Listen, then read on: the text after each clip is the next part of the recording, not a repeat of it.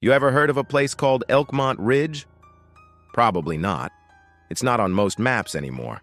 Tucked deep in the Colorado Rockies, it was once a bustling mining town back in the 1800s. Gold, silver, and the kind of dreams that made people leave everything behind just for a shot at striking it rich. But then one morning in 1973, every single person in Elkmont Ridge vanished. No bodies, no signs of struggle, just coffee cups still warm and lights still on, and no one's ever figured out why. This is the story of a ghost town where everyone disappeared overnight, and why some believe it wasn't just a simple case of folks leaving. They say the town took them. Let's go back to the last day anyone ever saw Elkmont Ridge alive. It was October 18th, 1973. Snow had just started falling over the peaks, dusting the rooftops of Elkmont Ridge in white.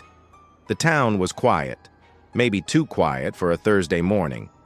Sheriff Thomas Grady was doing his usual rounds, heading to the diner to grab a coffee.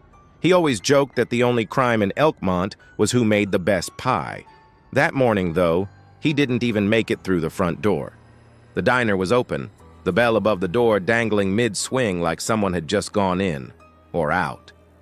Plates of half-eaten breakfast sat on the counter. Coffee pots were still brewing, but there wasn't a single soul inside. Not the cook, not the regulars, not even Mary Lou, who opened every single day at 5 a.m. for the past 20 years. Grady called out. No answer. He walked back outside, thinking maybe everyone was playing some small-town prank on him. But the street was the same.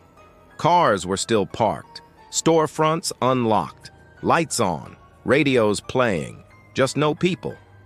He tried the hardware store next, then the post office, then the schoolhouse. Empty, all of it. He radioed for backup from the county. They thought he was joking.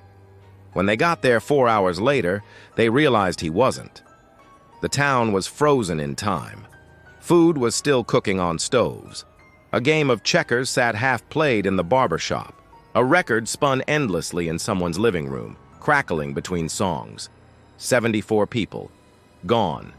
The FBI came. So did the state police. No signs of foul play, no tracks leading out of town. Not a single body found in the forests or rivers. No signs of a mass migration. It was as if every single person had just blinked out of existence. But then they found the journal.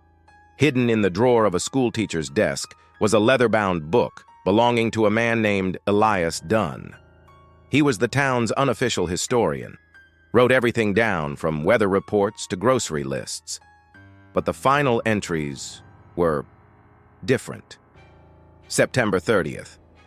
There's a humming in the hills. Not wind, not water, something else. The dogs won't go near the ridge anymore. October 4th. People say the stars are moving, not just flickering, moving, like they're watching us. October 10th.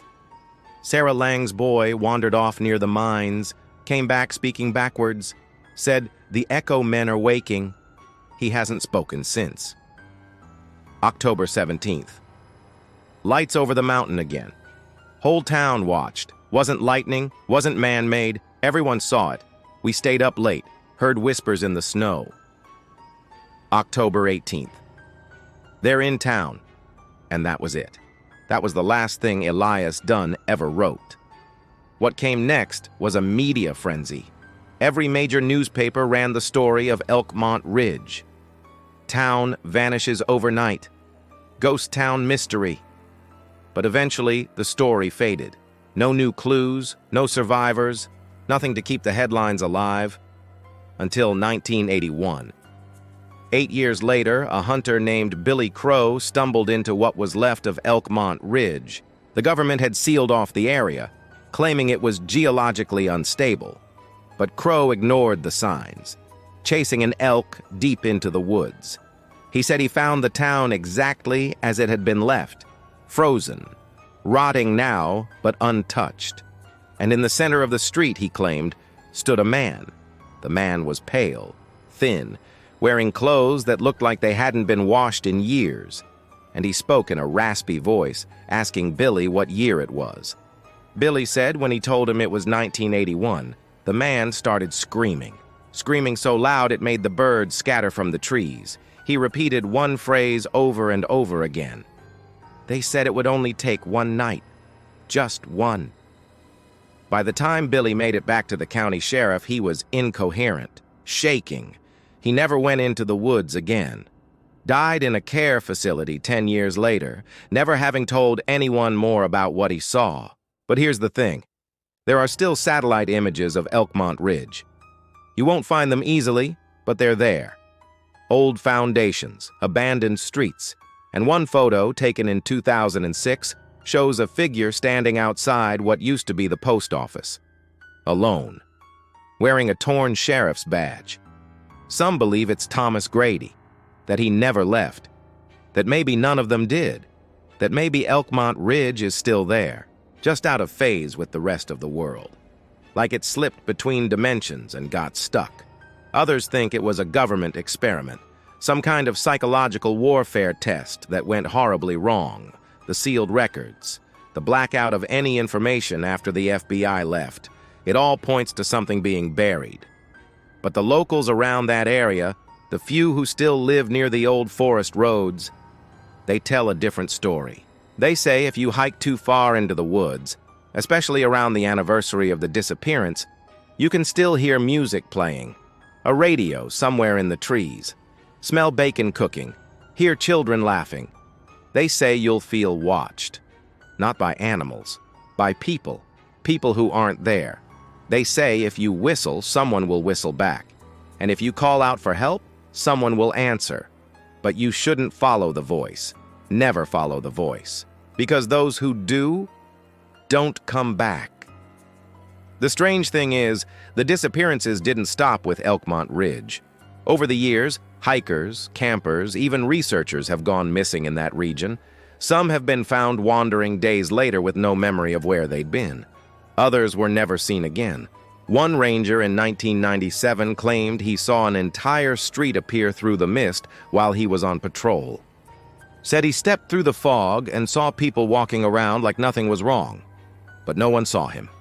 He tried to call out, tried to wave, and then everything just vanished. His report was dismissed, blamed on exhaustion, but he quit 2 weeks later. Whatever happened to Elkmont Ridge, it wasn't natural. Whether it was a portal, a government cover-up, or something older and darker waking up in the mountains, we may never know. But the silence still lingers, and every now and then, someone hears it again, the humming in the hills. So if you're ever driving through the Rockies and your GPS starts acting strange, or you see a road that doesn't exist on the map, turn around. And whatever you do, don't follow the voices, because some towns don't want to be found. They want you to stay, just like the others, forever.